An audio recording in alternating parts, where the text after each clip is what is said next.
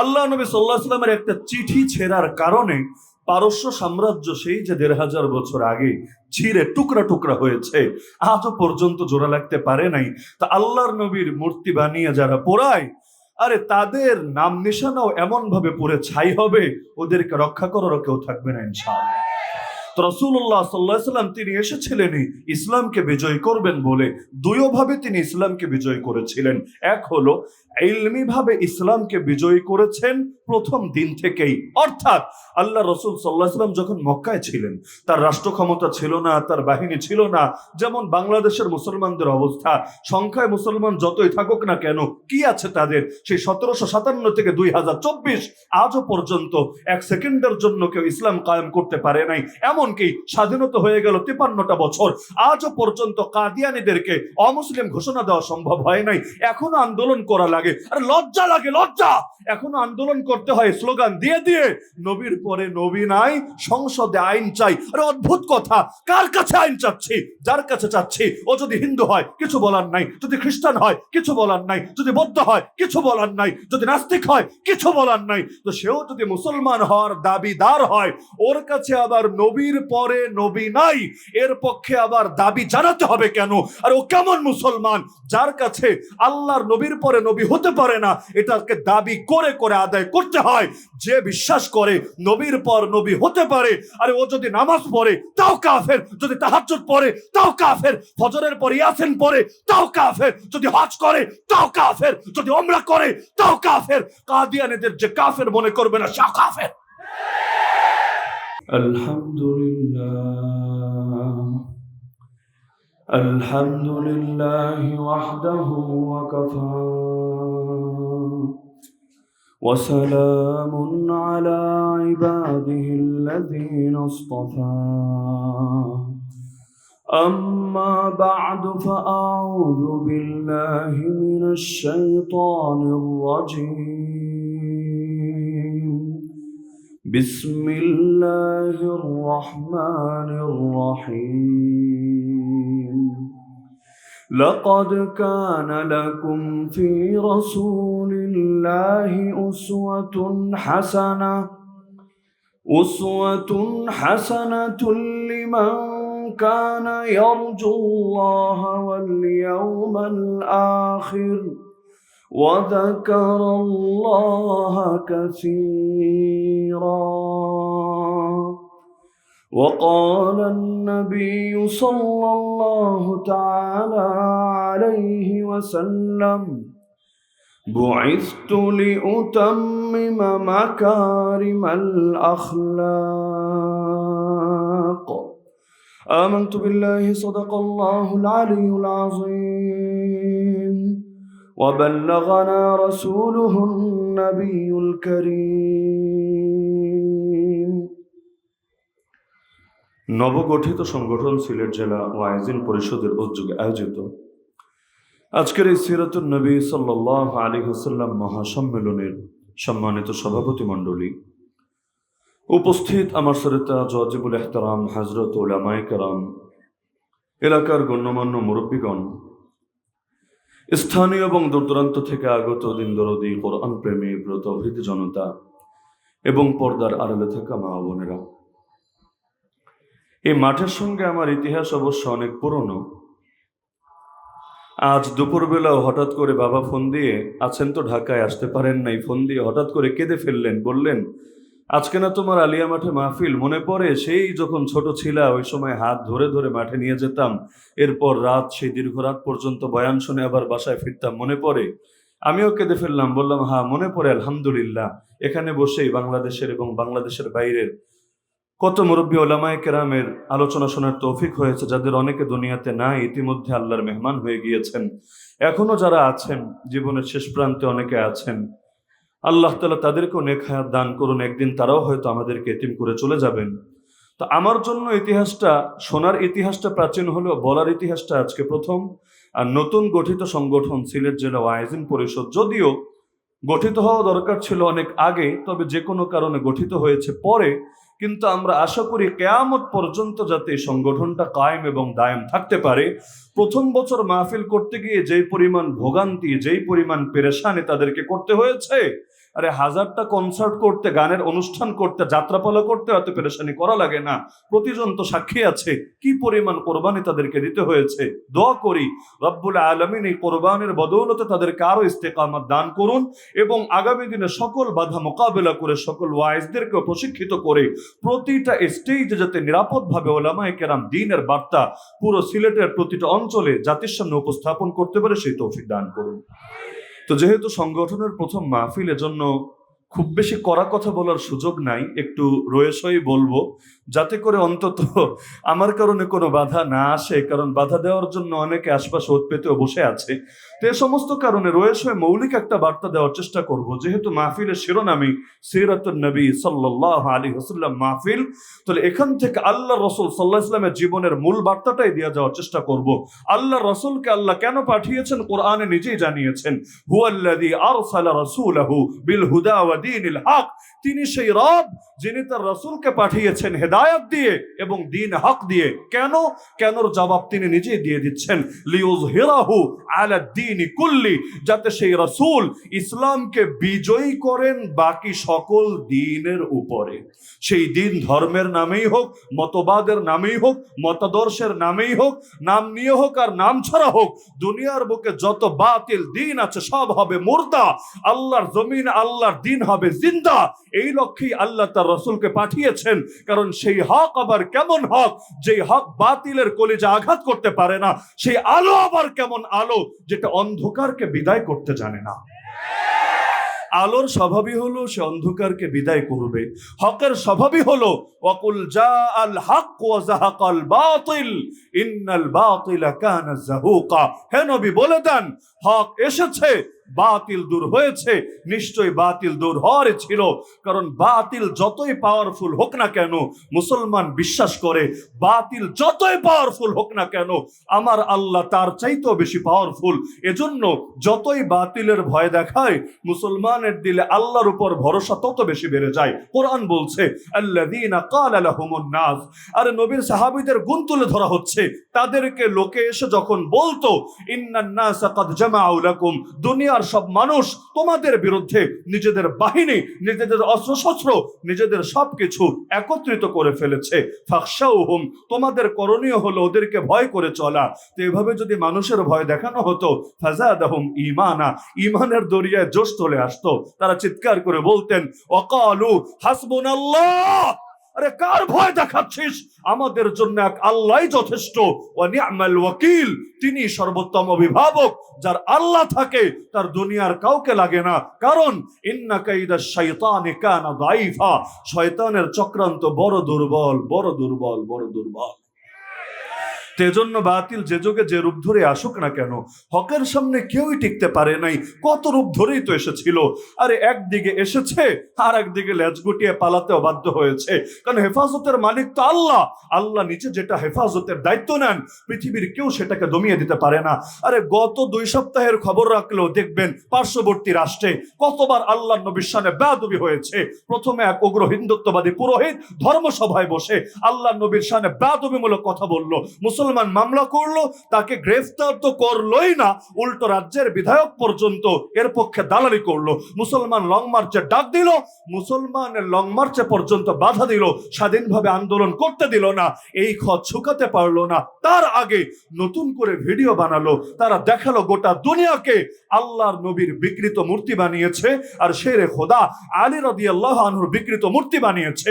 সারা দুনিয়াকে চ্যালেঞ্জ দিয়ে বলল, দেখ এবার এই মূর্তিগুলো আমরা পুড়িয়ে ভস্ম করব, পুড়িয়ে ছাই করব, তোরা কিছুই করতে পারবি না। পাগলরা ভেবেছে নবীকে যদি গালি দেয়, নবীর মূর্তি বানিয়ে যদি পুড়িয়ে ফেলে, তাহলে মনে হয় ওদের রাজ্য সুসংহত হবে, ওদের ভণ্ডামি প্রতিষ্ঠিত হবে।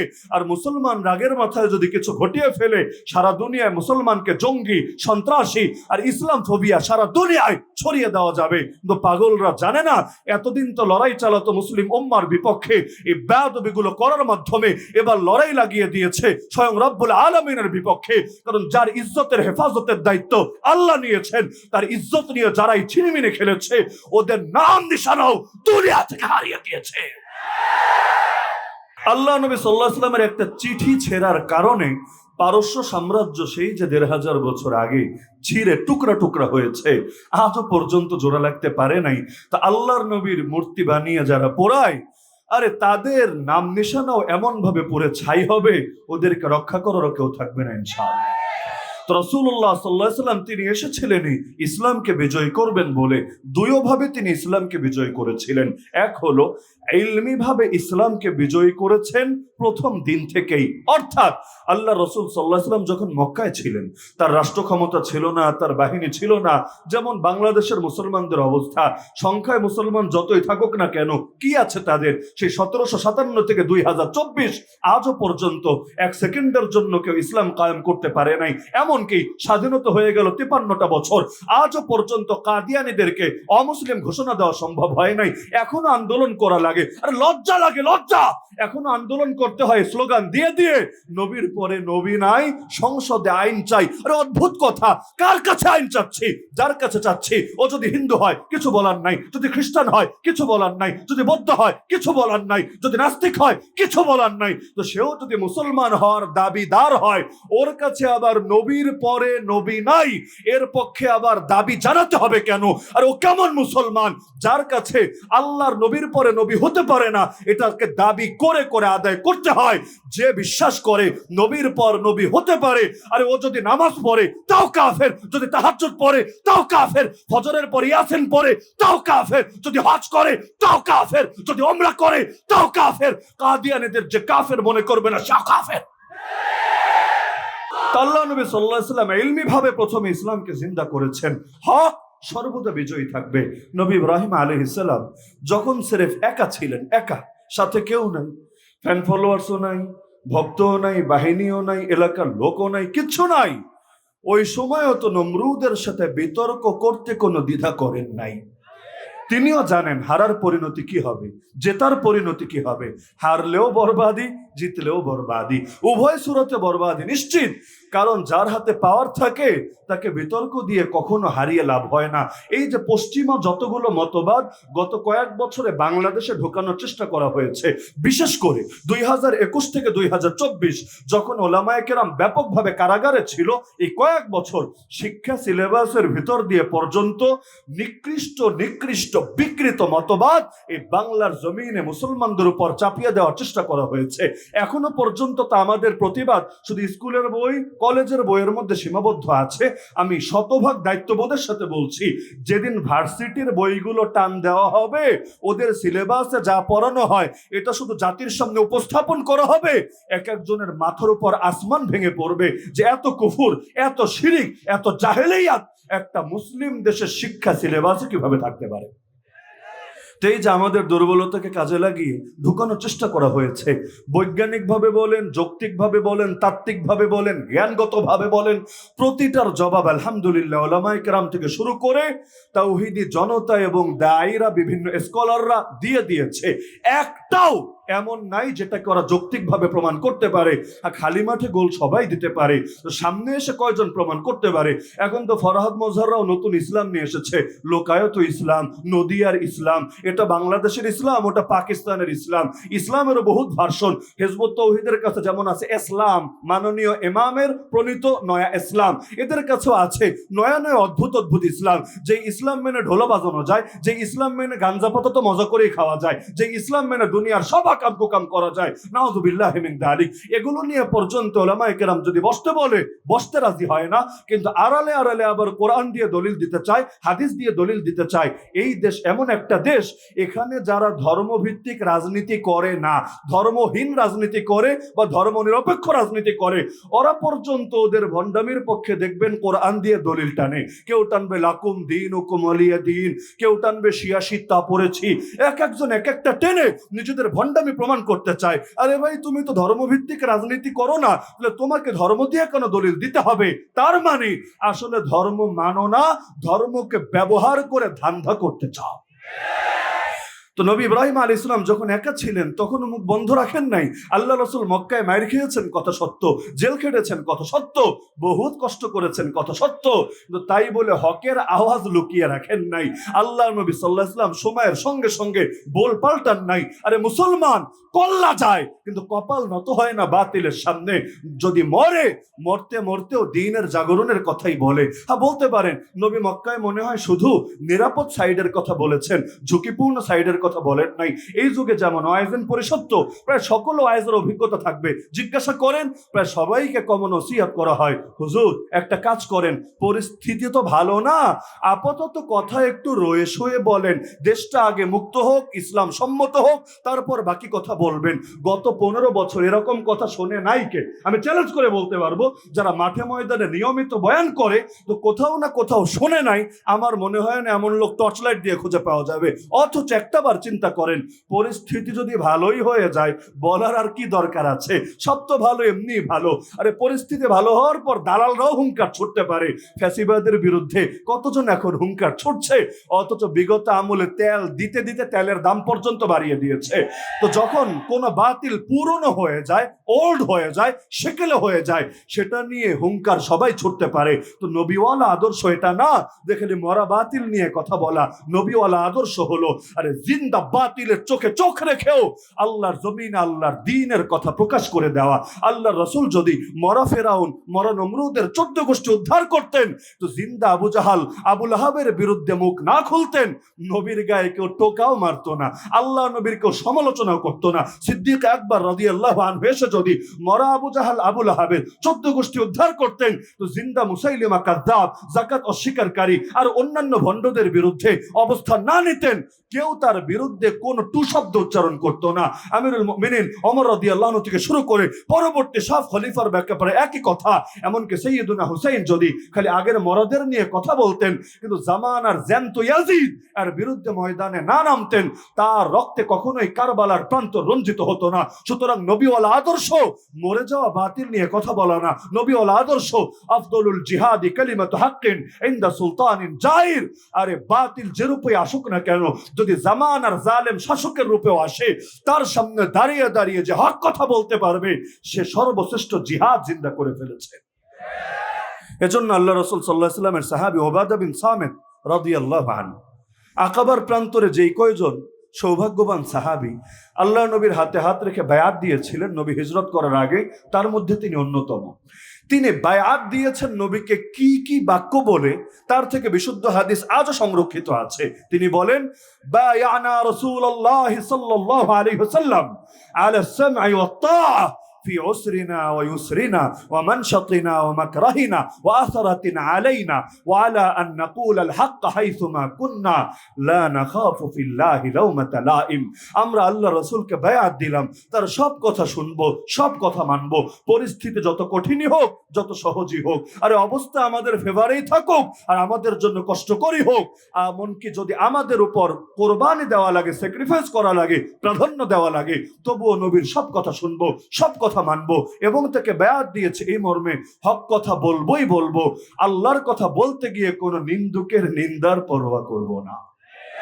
তাহলে আল্লাহ নবী সাল্লাল্লাহু আলাইহি ওয়াসাল্লাম যে দুইভাবে ইসলামকে জিন্দা করেছেন, এর মধ্যে এক নম্বর তরিকাই হলো ইলমি ভাবে ইসলামকে জিন্দা রাখা। আমাদের দেশে যতদিন পর্যন্ত ইসলাম আমলি ভাবে প্রতিটা সেক্টরে সেক্টরে জিন্দা না হবে, ততদিন পর্যন্ত ইলমি ভাবে হলেও ইসলামকে জিন্দা রাখতে হবে। ইলমি ভাবে জিন্দা রাখার মানে কি? কোন জায়গায় ইসলামের কি বিধান প্রকাশ্যে বলে দিতে হবে। আর আলো যদি জ্বালাতে পারেন অন্ধকার দূর হবে। বাংলাদেশের মানুষ ইসলামী অর্থনীতি অনেকেই চায় না। কেন চায় না? আসলে তারা বোঝেই না ইসলামী অর্থনীতি আসলে কি হবে। আর পুঁজিবাদী অর্থনীতি আর মিক্সড ইকোনমিক্সের কারণে বাংলাদেশের কি ক্ষতি হচ্ছে। আর সুদভিত্তিক অর্থনীতি দূর হয়ে সুদ মুক্ত অর্থনীতি চালু হোক।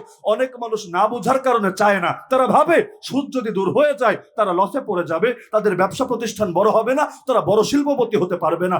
অথচ আপনি যদি কোরআনের আলোকে, হাদিসের আলোকে, ইসলামের আলোকে সুদমুক্ত অর্থনীতির দ্বারা আখিরাত তো আখিরাত, দুনিয়া দুনিয়ার বুকেও কি উন্নতি আর উন্নয়ন আসতে পারে যদি বাস্তবেই বোঝানোর মতো বুঝাতে পারেন যেভাবে নবীরা বুঝাতেন। ওমা আলার রাসূল ইল্লাল বালাগুল মুবিন। ইনশাআল্লাহ অল্প কিছু নাস্তিক বেঈমান ছাড়া অধিকাংশ মানুষ দেখবেন মেনে নিয়েছে। আরে কোর্ট কাচারিতে এই ব্রিটিশ আইন ফলো করে, মানুষের বানানো আইন ফলো করে কোনোদিনও যে জুলুম দূর করা সম্ভব না, বৈষম্য দূর করা সম্ভব না, মুক্তি আনা সম্ভব না, শান্তি আনা সম্ভব না, আপনি যুক্তি দিয়ে, বুদ্ধি দিয়ে, তাত্ত্বিক ভাবে জাতির সামনে উপস্থাপন করেন না। আরে কতকাল খালি ফজিলত নিয়ে আলোচনা করবেন, ইসলাম কায়েম হলে এই ফজিলত, ওই ফজিলত। বাস্তবতাও বুঝান যে ইসলাম কায়েম না হলে যে শান্তির পেছনে ছুটছো, যে সাম্যের পেছনে ছুটছো, জিন্দগি তো এই সাম্য পাবা না। কেন পাবা না? কারণ নাম্বার 1, কারণ নাম্বার 2, কারণ নাম্বার 3। হাতে কলমে বুঝায় দেন, ইনশাআল্লাহ যারা নিয়মিত নামাজ পড়ে না, রোজা রাখে না, ওরাও দেখবেন এটা গ্রহণ করতে আর কোনো সংকোচ বা দ্বিধা করে না। এই জাতিকে ইলমি ভাবেও ইসলাম জানতে দেওয়া হয় না। জানতে দেওয়া হয় না বলেই ইমাম সাহেবের চাকরি চলে যায়, কারণ এমন কথা বলে ফেলেছে যেটা কমিটির কলিজায় গিয়ে লেগেছে। রাষ্ট্রের শ্রেষ্ঠ শ্রেষ্ঠ আলেমকে জেলে যেতে হয়। কেন জেলে যায়? আরে কি অদ্ভুত অদ্ভুত মামলা। শাইখুল হাদিস ইবনে শাইখুল হাদিসের মামলা, মানিব্যাগ চুরি করেছে। বাহ, কি জানি অর্থের অভাব পড়েছে, মানিব্যাগ চুরি করে খেতে হবে। আরে কারো নামে মামলা, ককটেল ফুটিয়েছে, অথচ ককটেল যে জিনিসটা কেমন এটাই জিন্দগিতে দেখে নাই। কারো নামে মামলা, লাঠি দিয়ে পিটিয়েছে, অথচ ঠিক করে হাঁটতেই পারে না, হাঁটতে গেলে কেউ না ধরলে পড়ে যায় এক পাশে, উনি নাকি লাঠি দিয়ে আরেকজনকে পিটিয়েছে। অদ্ভুত অদ্ভুত মামলা দিয়ে কি অবস্থায় পরিণত করেছে। হ্যাঁ, আমার একটা দৃঢ় বিশ্বাস আছে, এই মাজলুমের বদদোয়া, বিশেষ করে আল্লাহর ওলিদের বদদোয়ার কারণেই এই পরিণতি নেমে এসেছে। যে যেই ব্যাখ্যাই করুক না কেন, অমুকের কৃতিত্ব, তমুকের আন্দোলন, তমুকের এটা, তমুকের সেটা, কিন্তু আমার সামনে হাদিস আছে, ইত্তাকি দাওয়াতাল মাজলুম ফাইন্নাহু লাইসা বাইনাহা ওয়া বাইনাল্লাহি হিজাব। মাজলুমের বদদোয়াকে ভয় করবা। মাজলুমের বদদোয়া আর আল্লাহর মধ্যে কোনো পর্দা থাকে না। 2001 সালে একদল উলামায়ে কেরামকে মাজলুম বানিয়েছিল মুফতি আমিন রাহমাতুল্লাহ আলাইহি, শাইখুল হাদিস আল্লামা আজিজুল হক রাহমাতুল্লাহ আলাইহি, আরো বাংলাদেশের শ্রেষ্ঠ শ্রেষ্ঠ আলেমকে মাজলুম বানিয়েছিল। আল্লাহ 2001-এ হলুদ কার্ড দিয়ে কিছুকালের জন্য মাঠের বাইরে পাঠিয়ে দিয়েছিল। আবার 2008-এ আসলো, এসেই সেই মুফতি আমিনকে এক ঘরে করলো। 3 বছর অধিক সময় এক ঘরে থাকার পর 2012 সালের 12 নম্বর মাসের 12 তারিখ লাশ হয়ে সেখান থেকে বের হলো। 6 মাস পেরোনোর আগে তাওহীদ জনতার রক্তে শাপলার ময়দানকে রঞ্জিত করলো। 2016-17-তে এসে জঙ্গি ট্যাগ লাগিয়ে কত ছেলে পেলেকে রাস্তা থেকে ধরে নিয়ে বা ফেসবুকে লেখালেখির কারণে তাদেরকে জঙ্গি নাটক সাজিয়ে ক্রস ফায়ার দিয়ে বিচার বহির্ভূত ভাবে হত্যা করা হলো। কত মানুষকে দিয়ে আয়না ঘর পরিপূর্ণ করে রাখা হলো।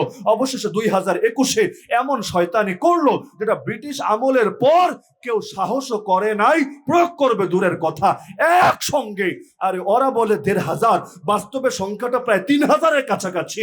এত এত আলেম আর তালিবুল ইলম। আরে যেই তালিবুল ইলমদেরকে দেখলে ফেরেশতা পর্যন্ত ডানা বিছিয়ে দেয়, যে তালিবুল ইলমদের জন্য গর্তের পিঁপড়া থেকে সমুদ্রের মাছ পর্যন্ত দোয়া করে বেড়ায়, তাদেরকে নিয়ে জেলের মধ্যে ভরলো। কতজন কেমন নির্যাতন করলো। আরে কেউ কেউ তো লাশ হয়ে বের হলো। সেই মাওলানা ইকবাল, সোনারগাঁয়ের প্রসিদ্ধ আলেম, চোখের সামনে সেই ঢাকা কেন্দ্রীয় কারাগার থেকে লাশ হয়ে বের হলো, কারণ এই পরিমাণ অসুস্থ ছিল আর নির্যাতনের সাথে অ্যাড হয়েছিল।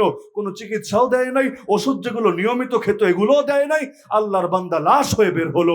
অবশেষে যারা নিরাপদে আসলো, কোন রকম প্রাণ নিয়ে ফিরে আসলো, এদেরকেও কাউকে 1 বছর, 2 বছর, 3 বছরে এত ধকল শরীরে বয়ে আসতে হলো। কেউ কেউ কোনোদিন আর সুস্থ হবে না। এই যাতনা নিয়েই তাদেরকে চলতে হবে। আমি মনে করি এই বদদোয়াগুলোর ফলাফল প্রকাশ পেয়েছে সেই যে শেষ রাতে উঠে, আরে কয়জনের তাহাজ্জুদ মিস হতো আমাদের তো চোখের সামনে। বাইরে ফজর নামাজ মিস হতে পারে, তো জেলে তাহাজ্জুদ মিস হয়, এমন ঘটনা উলামায়ে কেরাম আর তালিবুল ইলমদের মধ্যে রেয়ার ছিল। সেই যে শেষ রাতে উঠে দোয়ায় হাত তুলে একটা চিৎকার মারতো মুরব্বি আলেম, কারো বয়স 50-এর উপর, কারো বয়স 60-এর উপর। শেষ রাতে হঠাৎ করে একটা আওয়াজ শুনতাম, আল্লাহ। ওই আওয়াজ শুনলে দিলে এমন একটা মোচড় দিয়ে উঠতো, মন সাক্ষ্য দিত এই বদদোয়া যার উপর পড়েছে 2 দিন আগে আর 2 দিন পরেও ধ্বংস হবেই হবে। যত বাহিনী থাকুক, যত বাহিনী থাকুক, যত গুন্ডা থাকুক, যত সন্ত্রাসী থাকুক, কেউ পারবে না সেটা থেকে রুখে দিতে। কারণ পতন যখন চলে আসে, পরিণতি এতটাই নিকৃষ্ট হয়, মানুষ আপনজনের হাত থেকে পর্যন্ত নিরাপত্তা পায় না। আরে বদ্দুয়ার শাস্তি যখন শুরু হয়, সামনে খাবার থাকলেও খাওয়ার তৌফিক হয় না, জাতির উদ্দেশ্যে কিছু বলতে মনে চাইলেও বলার সুযোগ পায় না, এমনকি বেডরুমের মধ্যে জিনিসপত্র যা থাকে সেটা পর্যন্ত গোছায় নিতে পারে না। আরে পুকুরের মাছ আর ফ্রিজে থাকা সুস্বাদু আইটেম কোনো কিছু কপালে আর জোটে না, এমনকি চট করে ঢুকতে চাইলেও আরে চট করে আর ফট করে আর টট করে কোনোভাবে ঢুকতে পারে না। বরঞ্চ যদি আন্দোলনও করে, একবার তারে ফিরে চাই। পাবলিক বলে, আরে ফিরে আসো না ভাই, একটা বার এসেই দেখো তোমাদের সাথে যাতে কি আচরণ করে। আমার দিল সাক্ষ্য দেয়, ওলামায়ে কেরামের সামনে যে বেয়াদবি হয়েছে, যতদিন বেঁচে থাকবে এই রক্ত খেকো কখনোই পারবে না গদিতে বসতে। আমি কাউকে হ্যায় করার জন্য বা আন্ডারমাইন্ড করার জন্য বলছেন। এখন তো অনেক মাস্টার মাইন্ড বের হয়েছে, কেউ আবার ভাবতে পারে আমি আন্ডারমাইন্ড করছে কিনা। না, কোনো আন্ডারমাইন্ড করার উদ্দেশ্যে বলছি না। তবে আমার মন সাক্ষ্য দেয় দুই কারণে এটা হয়েছে। এক নম্বরে, নবীর শানে বেয়াদবি যারা করেছে এদেরকে প্রশ্রয় দিয়েছে। আল্লাহ নবীর শানে এক গালিবাজ গালি দিয়েছিল, নবীর শানে ব্যঙ্গ করে করে ব্লগ লিখেছিল। পরবর্তীতে কিছু তাওহীদে জনতা উত্তেজিত হয়ে যখন তারা জাহান্নামে পৌঁছে দিল, সংসদের মতো জায়গায় দাঁড়িয়ে বলেছিল এই ছেলেটা দ্বিতীয় মুক্তিযুদ্ধের প্রথম শহীদ। নাউযুবিল্লাহ। নবীরে যে গালি দেয় সে নাকি শহীদ, নবীরে যে গালি দেয় সে নাকি দ্বিতীয় মুক্তিযুদ্ধের প্রথম শহীদ। এই কথা বলার দ্বারা মহান মুক্তিযোদ্ধাকে অপমান করেছে, এই কথা বলার দ্বারা শহীদকে অপমান করেছে, এই কথা বলার দ্বারা আল্লাহর দ্বীনের সাথে গোস্তাখি করেছে, এই কথা বলার দ্বারা নবীকে গালি দেওয়ার পথ খুলে দিয়েছে। কারণ এরা যতবারই সুযোগ পেয়েছে, আল্লাহর নবীকে যারা গালি দেয় ওদের ল্যাজ এবং ওদের ডানা গজিয়েছে। তার নবীরা গালি দেওয়ার শাস্তি আর ওলামায়ে কেরামের সাথে বেয়াদবি করার শাস্তি, আমার ব্যক্তিগত মূল্যায়ন এটা, কারো দ্বিমত থাকলেও আমার কিচ্ছু আসা যায় না। কিন্তু আমি মনে করি বাকি সব কিছু হলো জাহেরি আলামত, এগুলো মুখ্য বিষয় না। ফয়সালা তো করেন আল্লাহ। দেখেন না, নমরুদকে ধ্বংস করতে একটা ল্যাংরা মশা হলেই চলে, হস্তি বাহিনীকে ধ্বংস করতে ঝাঁকে ঝাঁকে পাখি হলেই চলে, ফেরাউনকে ধ্বংস করতে সাগরের পানি চলে। তো সব তো করেন আল্লাহ, মাঝখান দিয়ে মাধ্যম বানান। এজন্য আমি কাউর একচ্ছত্র ক্রেডিট দিতে রাজি না। কেন? কারণ মশা মেরেছে নমরুদকে, এতে আমি খুশি, আপনারা খুশি না? ল্যাংরা মশা যে নমরুদরে মারলো, মাথার মধ্যে ঢুকে পরে দুনিয়া থেকে বিদায় করলো, এতে আমি খুশি, আপনারা খুশি না? সবাই খুশি। কিন্তু তাই বলে মশার প্রেমে কিন্তু পড়িনি, নিজেদেরকে আশেকানে মশা বলে কিন্তু পরিচয় দিতে শুরু করিনি। মানে কি, মশা তুই ল্যাংড়া হয়েও যেই কাজ করেছিস, শুকরিয়া, মাশাআল্লাহ, মারহাবা, তুই ভালো একটা কাজ করেছিস, প্রয়োজনে স্লোগান 10 বার দিব, নারায়ে তাকবীর, সমস্যা নাই। কিন্তু তাই বলে তোর প্রেমে পড়তে পারবো না। তুই কামরাতে আসলে তোরা সুযোগ কিন্তু দিব না। আর রাতের বেলা মাগনা মাগনা কনসার্ট শোনাতে আসবি, আরে তোর কনসার্টের উপর আমাদের কোনো আগ্রহ কাজ করবে না। তোরে যেখানে পাবো সেখানে মারবো। ঢাকা শহরে দেখেন না, ধোয়া দিয়া মারে, আপনার এরাসুল মেরে মারেন, যদি মারতে নাও পারে কয়েল জ্বালিয়ে বিদায় করে। কেন? কারণ তোমার কাজ তুমি করেছো, তাই বলে তোমারে মাথায় নিয়ে নাচতে হবে বিষয়টা এমন না। এখন তুমি আন্দোলন করেছো, ভালো কথা, আন্দোলনকারীদের মধ্যে নাস্তিকও আছে, বামও আছে, আন্দোলনকারীদের মধ্যে বিভিন্ন চিন্তার লোকও আছে, 2-4টা কাদিয়ানিও থাকলে থাকতে পারে। কিন্তু এখন যদি কেউ নতুন করে আবার মাথার উপর চেপে বসে, যেহেতু আন্দোলন করেছি তা আমাদের ভণ্ডামি মানতে হবে, যেহেতু আন্দোলন করেছি তা আমাদের শয়তানের সুযোগ দিতে হবে না। যেভাবে মশার সাথে আচরণ হয় তোমাদের সাথে একই আচরণ হবে। হযরত তো ঘোষণা দিয়েই দিলেন যে অতীতে যেই পাপের কারণে, কোন কারোর সাথে ব্যক্তি শত্রুতা নাই আমাদের, যেই পাপের কারণে অতীতে জাতি ময়দানে নেমেছে, আগামীতেও একই পাপের পুনরাবৃত্তি যদি কেউ করে, ওলামায়ে কেরামের সামনে বেয়াদবি বা নবীর শানে গোস্তাখি যদি কেউ করে, প্রয়োজনে রক্ত আবার দেবে, তবু বাংলার জমিনকে মুক্ত করে ছাড়বে ইনশাআল্লাহ। রাসূলুল্লাহ সাল্লাল্লাহু আলাইহি ওয়াসাল্লামের সিরাতকে সামনে রেখে আমাদের প্রত্যেককে এই মর্মে বায়াত নিতে হবে যে আমরা জিন্দা থাকতে ইসলামকে ইলমি ভাবে জিন্দা রাখা লাগবেই লাগবে। ইলমি ভাবে জিন্দা মানে কি, ইসলামের কোন একটা সাইডের জ্ঞানগত চর্চা কিছুতেই ব্যাহত হতে দেওয়া যাবে না, বাতিল কোন মতবাদকে কিছুতেই প্রতিষ্ঠিত হতে দেওয়া যাবে না। কবে ইসলাম ক্ষমতায় আসবে না আসবে বিষয় না, তো কাদিয়ানীদের কাফের ঘোষণা করা হবে 5 বছর পর, 10 বছর পর, 20 বছর পর, এটা জাতিকে মানতে বললে জাতি মানবে না। বর্তমান বাংলাদেশে আমি প্রত্যেকের কাছে বিনীত আহ্বান রাখছি, কয়েকটা বাতিল মতবাদের বিরুদ্ধে মোকাবেলা করতে প্রত্যেকে প্রস্তুত থাকবেন। পারবে না ইনশাআল্লাহ। কারণ আগেই বলেছি বাতিল আসবে, হক আসবে না। এটা হয় নাই, এটা হতে দেওয়া যাবে না। বাতিল যেই রূপে আসুক, হক তার চাইতে সবল রূপে আনতে হবে। দাজ্জাল আসবে বাতিল হয়ে, নবী ঈসা আসবেন হক হয়ে। নবী ঈসাকে দেখে দাজ্জাল এমন জোরে ভাগতে থাকবে, আল্লাহ রসুল বলেছেন আরে যেভাবে পানির মধ্যে লবণ গলতে শুরু করে ওর অবস্থাটা তখন তেমন হবে। তো বাতিল যে আসুক না কেন, অতীতে যদি দেখি বাতিল এসেছিল নমরুদের রূপে, হক এসেছিল নবী ইব্রাহিমের রূপে। আরে বাতিল এসেছিল ফেরাউনের রূপে, হক এসেছিল নবী মুসার রূপে। বাতিল এসেছিল আজাতির রূপে, হক এসেছিল নবী হুদের রূপে। বাতিল এসেছিল সমুদ জাতির রূপে, হক এসেছিল সালেহ আলাইহিস সালামের রূপে। বাতিল এসেছিল জাদুঘরের রূপে, হক এসেছিল নবী ঈসা রুহুল্লাহর রূপে।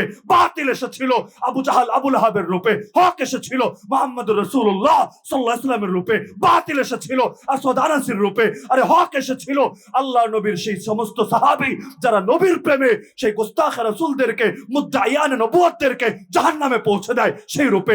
বাতিল এসেছিল মুসাইলিমা কাযযাবের রূপে, হক এসেছিল সিদ্দিক আকবর আবু বকর রাদিয়াল্লাহু আনহু রূপে।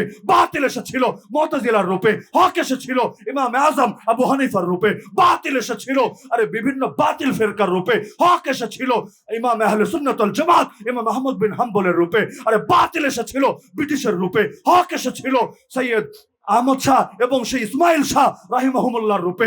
বাতিল এসেছিল এই বাংলাদেশের মধ্যেও তসলিমা নাসরিনের রূপে, দাউদ হায়দারের রূপে। হক এসেছিল প্রিন্সিপালের রূপে, মুফতি আমিনের রূপে, শেখুল হাদিসের রূপে। আরে বাতিল এসেছিল আমেরিকার রূপে, হক এসেছিল আমিরুল মুমিনিন মোল্লা মুহাম্মদ উপরের রূপে। আরে বাতিল আগামীতেও যেই রূপ ধরে আসুক না কেন, হক আসবে বাংলাদেশের সিংহ পুরুষ উলামায়ে কেরামের রূপে। গৌর গোবিন্দরা যতবার জাগবে, শাহজালালের তলোয়ার ততবার গর্জে উঠতে হবে। এটাতে কেউ যদি ভিন্ন গন্ধ খোঁজে, আর নাকের ট্রিটমেন্ট করাতে হবে। কেন?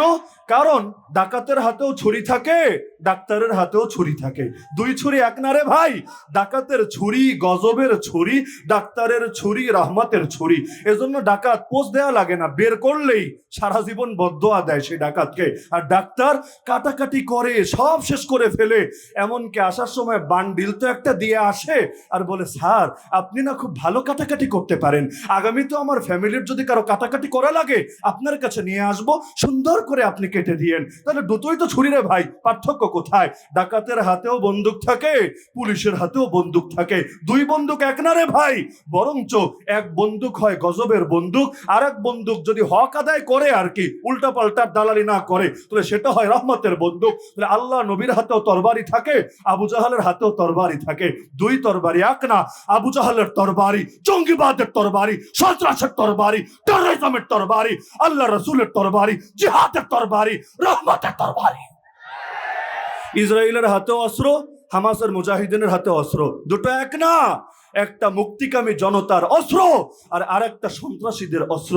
দুটোরে তালগোল মিলায়া ফেলা যাবে না। তাহলে ইসলামরে এলমি ভাবে জিন্দা করতে রাজি আছেন তো ইনশাআল্লাহ? এই বাংলাদেশে কয়েকটা ফেতনা এসেছে আমাদের মধ্যে। এক নম্বর ফেতনা মডার্নিজমের ফেতনা। মডার্নিজম ওই কুল্লু জাদিদিন লাদিদুন, যা নতুন আসে তার উপর অনেকে ক্রাশ খেতে থাকে, নতুনত্বকে ভালোবাসে। তো ইসলাম পুরনো হয়েছে ভাল লাগে না। এখন এমন ইসলাম চায় যেই ইসলাম মানলে আমেরিকার স্বার্থ রক্ষা হয়। মানে কি? যেই ইসলাম মেনে মদও খাওয়া যায়, যেই ইসলাম মেনে গানও গাওয়া যায়, যেই ইসলাম মেনে গার্লফ্রেন্ড নিয়েও ঘোরা যায়, যেই ইসলাম মেনে পর্নোগ্রাফিও দেখা যায়, যে ইসলাম মেনে দুনিয়ার সব ভণ্ডামি করা যায়, যে ইসলাম মেনে আরে আজান দিলে মসজিদেও আসা যায়, ঘন্টা বাজলে মন্দিরেও যাওয়া যায়, আর দিন শেষে ডায়লগ মারা যায় ধর্ম যার যার, উৎসব আসলে নেতার। উৎসব সবার না, ধর্ম যার যার, উৎসব আসলে নেতার। কারণ নেতার ধান্দা করে চলা লাগে, সাধারণ মুসলমানের ধান্দা করে চলা লাগে না। মুসলমান এতটা ফাজিল হয় নাই, এমনি তো আমলে দুর্বলতা, তাই বলে শিরিক করে করে ইমান যা আছে এটাকে বরবাদ করবে, এতটা সস্তা ইমান হয় নাই। তাহলে মডার্নিজমের ফেতনা ইসলামী বিশ্বে ঢুকলো কিভাবে? অতি অল্প একটু ধারণা দিয়ে লম্বা আলোচনায় যাব না। আর প্রথম আলাপ বলে আগেই বলেছি বেশি শক্ত কথা বলবো না, একটু রয়েস হয়ে বলতে হবে। আল্লাহর রাসূল সাল্লাল্লাহু আলাইহি ওয়াসাল্লামের পর সাহাবীরা রোমার পারস্য বিজয় করেছেন, ইতিহাস তো সবার জানা আছে। নবীর সাহাবীদের আমলে আলহামদুলিল্লাহ বিজয়ের ধারা শুরু হয়েছে। ওমর রাদিয়াল্লাহু আনহুকে অর্ধজাহানের খলিফা তো এমনি বলে না, বিজয় করেছেন বলেই তো বলে। লেকিন ওই জামানায় রোমার পারস্য বিজয় করার পর কথাটা মাথায় গেঁথে নেন। যদিও যদিও কারো কারো বুঝতে কষ্ট হতে পারে, কিন্তু আল্লাহর ওয়াস্তে গেঁথে রাখেন, আগামী দিনের লড়াইয়ে কাজে লাগবে। যখন নবীর সাহাবীরা রোম পারস্য বিজয় করেছেন, তাদেরও সভ্যতা ছিল, তাদেরও সংস্কৃতি ছিল, তাদেরও আদর্শ ছিল, মূল্যবোধ ছিল, নীতি নৈতিকতা ছিল, কিন্তু এর দ্বারা ইসলাম প্রভাবিত হয় নাই, ইসলাম বিকৃত হয় নাই, নবীর সাহাবীরা নিজেদের আখলাক পাল্টান নাই। কেন?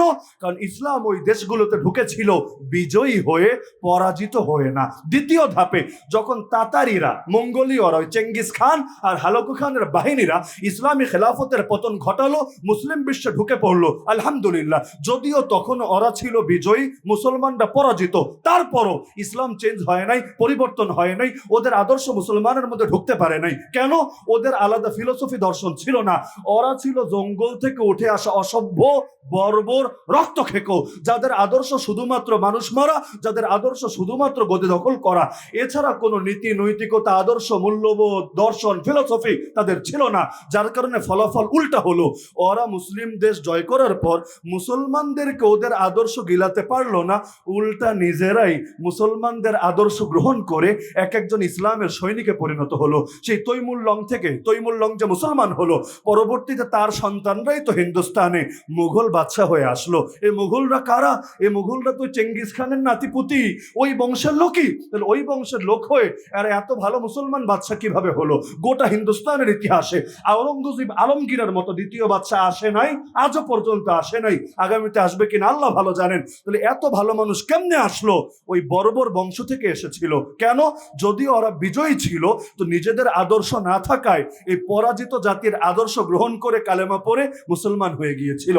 কিন্তু গত 100 বছর আগে যখন খেলাফতের পতন ঘটলো, আমরা হেরে গেলাম পশ্চিমা শক্তির কাছে।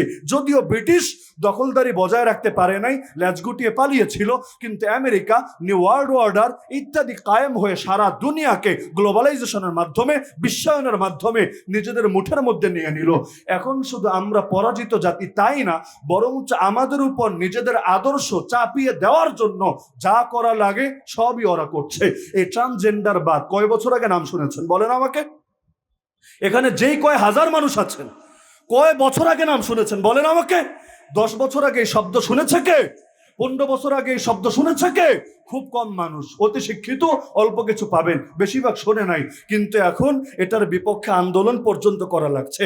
ডারউইনিজম, বান্দর তত্ত্ব, এই দেশে তৃণমূলে আপামর জনসাধারণ এই শব্দগুলো কয়দিন আগে শুনেছে, কিন্তু এগুলো নিয়ে এখন আমাদেরকে বৈজ্ঞানিক তথ্য উপাত্ত দিয়ে মোকাবেলা করা লাগছে। তার মানে কি? ওরা আমাদের গুলি দিয়ে মারছে না, কিন্তু আমাদের মধ্যে ওদের শয়তানি আদর্শ ঢুকিয়ে বাংলাদেশকে একখণ্ড আমেরিকা, একখণ্ড ইউরোপ, একখণ্ড কাফের রাষ্ট্রে পরিণত করতে যাচ্ছে। অর্থাৎ হাতে মারবে না, ভাতে মারবে, ওই রকম অবস্থা। আদর্শে মারবে। কারণ আমাদের যখন আদর্শ নষ্ট হয়ে যাবে, তখন আমরা ওদের গোলামের জিঞ্জির এমনি বাধা পড়ব। যখন সিংহের জাতি কুকুরের জাতিতে পরিণত হবে, কয়টা রুটি ছিটিয়ে দিলে আর গোস্ত দিলে এমনি নিয়ন্ত্রণে থাকবে। এজন্য ওদের উসুলি এটা। তাহলে 1 নম্বরে মডার্নিজম। ইসলামের মধ্যে মডার্নিজমের কোনো সুযোগ দেওয়া যাবে না।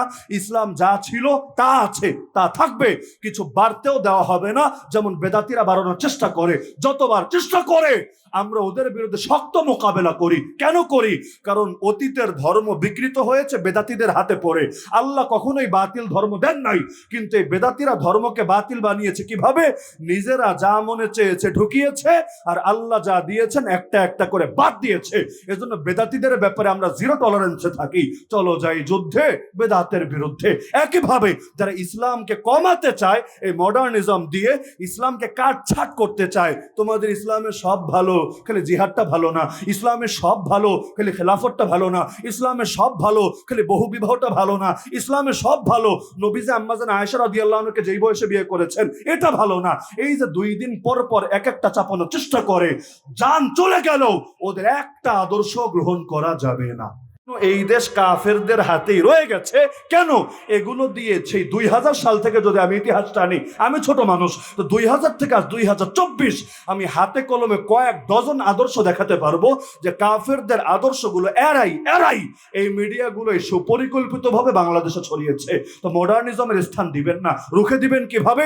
প্রতিটা ছাত্রকে বলছি, প্রতিটা জোয়ান ভাইকে বলছি, মুরব্বীকে বলার মতো বেয়াদবি আমি করব না, কিন্তু আপনারাও ইচ্ছা করলে করতে পারেন। সেটা হলো ওরা 99টা মাধ্যম দিয়ে আর ভণ্ডামি ছড়াবে। ওরা 100টা পত্রিকা দিয়ে ছড়াবে, 200টা টিভি চ্যানেল দিয়ে ছড়াবে, 500টা অনুষ্ঠান দিয়ে ছড়াবে, আর 100টা ভার্সিটি দিয়ে ছড়াবে। আরে তাতে কি? আমরা যেই কয়জন মুসলমান, প্রত্যেকের এক একটা জবান আছে, যারা লিখতে জানে এক একটা কলম আছে, যারা অনলাইনে অ্যাক্টিভ প্রত্যেকের এক একটা প্রোফাইল আছে, আইডি আছে, পেজ আছে, এমনকি যারা মসজিদে আছে প্রত্যেকের এক একটা মেম্বার আছে, আর যারা মাহফিলে আলোচনা করে প্রত্যেকের এক একটা মঞ্চ আছে।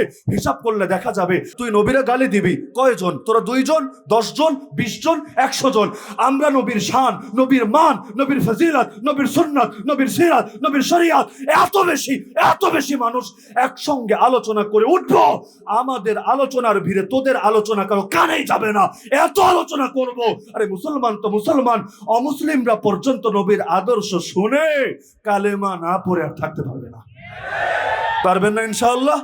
সব মোকাবেলা তরবারি দিয়ে হয় না, সব মোকাবেলা অস্ত্র দিয়ে হয় না, কিছু মোকাবেলা করতে হয় একই তরিকায়। এজন্য আল্লাহ নবী একটা মিম্বার দিয়েছিলেন হাসানকে, হাসান ওরা কবিতা দিয়ে আমারে গালি দেয়, তুমি কবিতা দিয়ে ওদেরকে জবাব দিয়ে দাও। আর চিন্তা করো না, ফাইন্না জিবরিল মাক, তুমি একা না, জিবরিল আমিন আছে তোমার সাহায্যে নিয়োজিত। আজকে আমাদেরকে হাসান হতে হবে, হাসান। ওরা যত মাধ্যম ব্যবহার করে আমার নবীর শানে ইসলামের বিরুদ্ধে প্রোপাগান্ডা ছড়াবে।